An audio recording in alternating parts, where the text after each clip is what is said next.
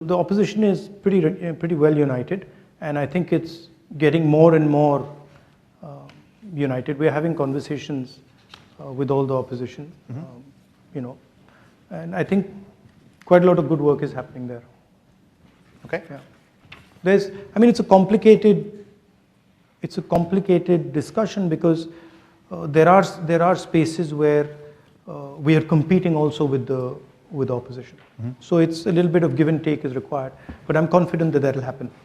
I think the Congress party will do very well in the next election. I think it'll surprise people because I think there is a hidden undercurrent building, and I think will surprise people. Look at the Karnataka election and wait and watch the next 3 or 4 state elections. That I think is a better indicator of what's going to happen.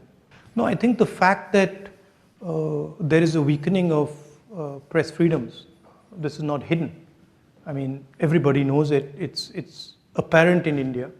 The rest of the world can see it. And I think press freedom is very, very critical for a democracy. I mean, one should be open to criticism, and one should listen to criticism. I mean, that's the feedback loop that builds democracies. And definitely, there is a weakening of press freedom. I mean, and it's not just press freedom.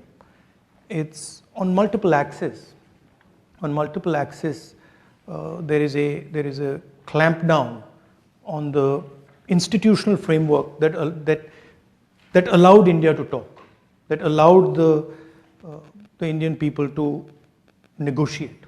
I view India as a negotiation between its people, between different languages, different cultures, different histories.